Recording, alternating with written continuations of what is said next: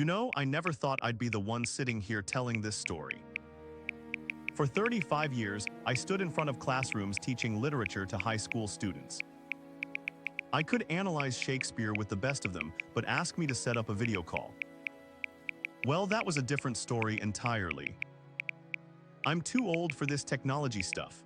That's what I told my daughter when she tried to get me to use a smartphone after I retired.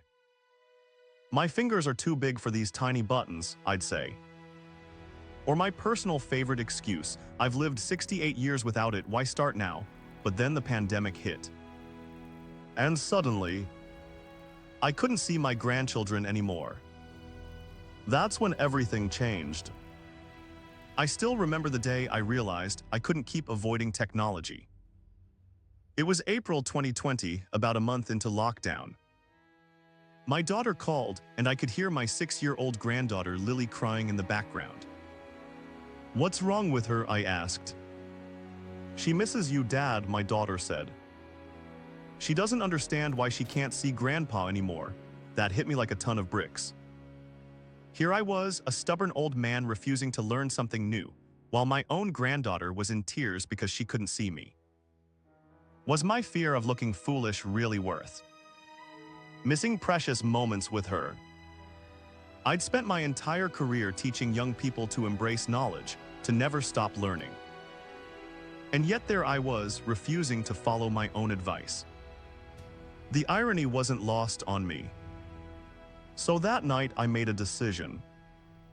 I wrote it down on a sticky note and put it on my bathroom mirror. You're never too old to learn something new. Let's be honest about what was really going on. It wasn't that I couldn't learn technology, it was that I was afraid to try.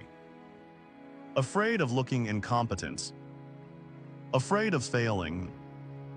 After all, I'd been the expert in my classroom for decades. Being a beginner at something was uncomfortable. I started simply. My daughter dropped off her old iPad on my porch with a handwritten instruction sheet.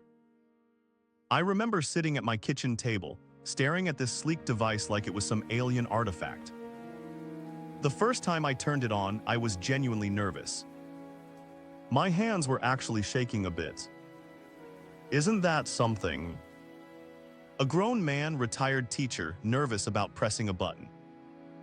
But here's what I discovered, that first step is the hardest. Just turning the thing on and fumbling through those initial moments of confusion. After that, each step got a little easier. I spent that first week just learning the basics, how to turn it on and off, how to charge it, how to navigate the home screen. I made plenty of mistakes. Once I somehow changed all the text to Chinese and spent an hour trying to figure out how to change it back. But the important thing was I kept going. And each small victory built my confidence for the next challenge. About 2 weeks into my technology journey, I felt ready to attempt my first video call. My daughter had installed something called FaceTime on the iPad. She told me all I had to do was tap her picture and it would call her. Sounds simple enough, right? Well, let me tell you about that first call. I tapped her picture and sure enough, the iPad started making a ringing sound. So far, so good. Then her face appeared on the screen and she was saying something, but I couldn't hear her. I started talking louder, practically shouting at the screen. "I can't hear you." Meanwhile, she was gesturing at something on the screen. Turns out I had the volume turned all the way down. Once I figured that out, I could hear her laughing. "Dad, I can see up your nose," she said. I was holding the iPad at completely the wrong angle. We spent the next few minutes with her teaching me how to hold the device, so my face was properly in frame. It was awkward. It was a bit embarrassing. But then, Lily came into view. Her little face lit up when she saw me, and she pressed her hands against the screen like she was trying to reach through it to touch me. "Grandpa, I can see you," she squealed. In that moment, none of the frustration mattered. None of the embarrassment. None of the learning curves. All that mattered was that I could see my granddaughter's smile again. After that first successful call, I decided to make video calling a regular part of my life. Every Tuesday and Thursday at 4 p.m., I would FaceTime with my grandchildren. It became our special time. I learned that consistency was key with technology, just like with teaching. The more I used these apps, the more comfortable I became. Muscle memory started to kick in. I didn't have to think so hard about which buttons to press. I expanded beyond just FaceTime. My son, who lives in Seattle, uses something called Zoom. So I learned that too. My other daughter prefers WhatsApp. Before I knew it, I had 3 different video calling apps that I could navigate with reasonable confidence. And you know what? Each app got easier to learn than the last. Because underneath all the different designs and layouts, they work on similar principles. Once you understand those principles, you can apply them everywhere. That's something I wish someone had told me early on. Technology has patterns. Learn the patterns, not just the specific buttons to press on a specific device. As my confidence grew, I started to wonder, what else could I do with this technology? What other connections could I rebuild? My daughter suggested I join a Facebook group for retired teachers in our area. At first, I was skeptical. Social media seemed like a whole new frontier of complexity. But I decided to give it a try. And I'm so glad I did. Through that group, I reconnected with former colleagues I hadn't spoken to in years. We started our own weekly Zoom meetings, a virtual coffee club of sorts. Then I discovered apps specifically designed for seniors. Did you know there are apps that help you magnify text, that remind you to take medications, that let you play chess with people across the world? I found myself exploring the App Store like it was a candy shop.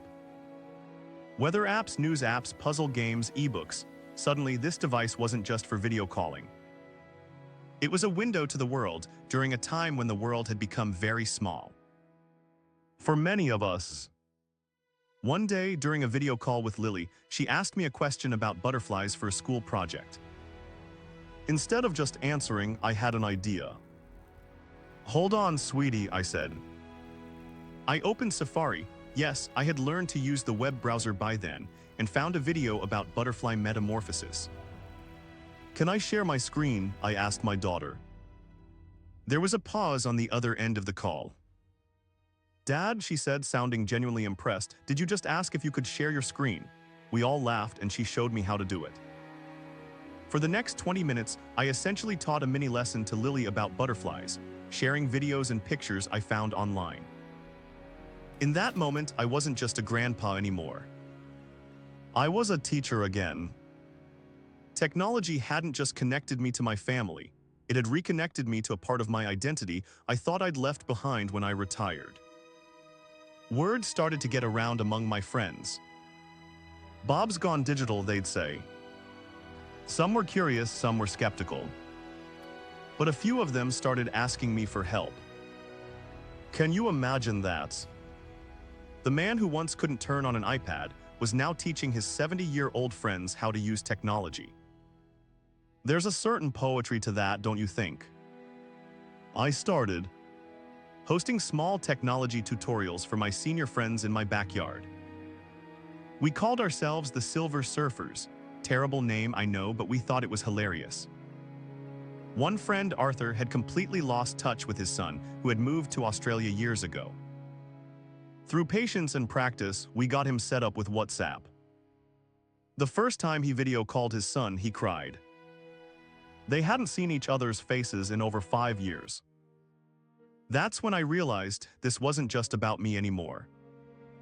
By conquering my own fear of technology, I was helping others do the same. And the impact was profound. Now, I don't want to paint an unrealistically rosy picture here. This journey wasn't all smooth sailing. There were plenty of frustrating moments, plenty of setbacks. One time, I accidentally deleted all my photos because I didn't understand how cloud storage worked. Another time, I spent 3 hours trying to figure out why my iPad wouldn't connect to the internet, only to discover I had accidentally turned on airplane mode. And let's talk about updates. Why do these devices constantly need to update? And why does everything look different after an update? Just when I'd get comfortable with how something worked, it would change. There were days when I wanted to throw the iPad across the room. Days when I questioned whether it was all worth the effort. But here's what kept me going. Every time I felt like giving up, I'd remind myself of why I started. I'd look at the photos of my grandchildren that I now had saved on my iPad. I'd remember Arthur's face when he saw his son for the first time in years. Technology isn't perfect. It can be frustrating, confusing, and constantly changing. But the connections it enables, those are worth pushing through the difficulties. Something I never anticipated was how learning technology would affect my brain. As we age, it's easy to fall into routines, to stop challenging ourselves mentally. Learning these new skills felt like waking up parts of my brain that had been dormant. Studies actually show that learning new skills later in life can help maintain cognitive function. I found myself feeling more alert, more engaged with the world around me. And it went beyond mental benefits. Technology helped me stay physically active too. My daughter suggested I try a step counting app, and suddenly I was walking more, trying to hit my daily goal. I even found YouTube videos with chair exercises specifically designed for seniors. Before I knew it, I had a whole morning routine of exercises I could do right in my living room. The pandemic had initially isolated me, but in some ways I was more connected and active than I had been before. All because I was willing to push past that initial fear and learn something new. As a teacher, one of the most rewarding experiences was seeing a student grasp a concept they'd been struggling with. That moment when confusion transforms into understanding, there's nothing quite like it. Now I get to experience that again when I help other seniors with technology. And I've discovered something important. The best way to teach technology to older adults isn't that different from how you'd teach anything else. Start with the why, help them understand how this will enhance their lives. Break it down into small, manageable steps. Be patient. Allow for mistakes. Celebrate the small victories. And most importantly, never, ever make them feel stupid for not knowing something. Fear of judgment is the biggest barrier to learning at any age. I've created a simple guide that I share with my senior friends. It has basic instructions for the most common tasks: making video calls, sending messages, taking photos, browsing the internet safely. Nothing fancy, just clear jargon-free instructions with large print. Several community centers in my area have asked me to teach technology classes for seniors once it's safe to gather in larger groups again. From technophobe to technology teacher in less than a year, life really does have a sense of humor, doesn't it? So here I am, 69 years old now, talking to you through this video. If you had told me a year ago that I'd be doing this, I would have laughed in your face. But that's the thing about life. It keeps surprising us, keeps offering new opportunities to grow, to connect, to learn. You're never too old for that. Never. If you're watching this and you've been avoiding technology because you think it's not for you or because you're afraid of looking foolish, I hope my story encourages you to reconsider.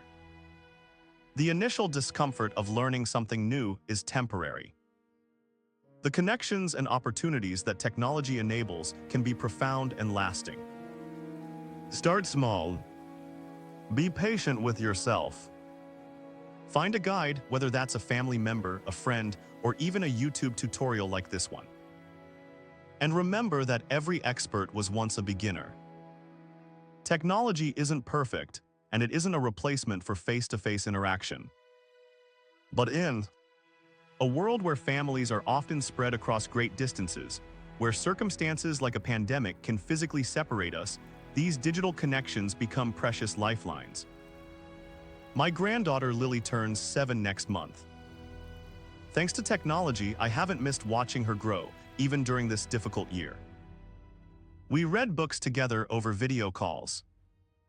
She shows me her art projects.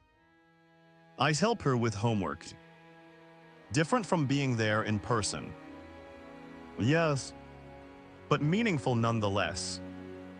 If you're a younger person watching this, perhaps thinking about your own parents or grandparents who struggle with technology, I have a request: be patient. Remember that what seems intuitive to you is brand new to them. Guide them with kindness, not frustration. And if you're a senior like me, remember this: our generation has already adapted to more technological changes than any generation before us. From rotary phones to smartphones, from typewriters to tablets. We've got this. We've been learning and adapting our whole lives. This is just the next step. I'll leave you with the same words I wrote on that sticky note and put on my bathroom mirror 1 year ago. You're never too old to learn something new. Thank you for listening to my story. If it helps even one person break through their fear and connect with a loved one, then it was worth sharing. Now, if you'll excuse me, I have a video call scheduled with my grandchildren. And I never like to keep them waiting.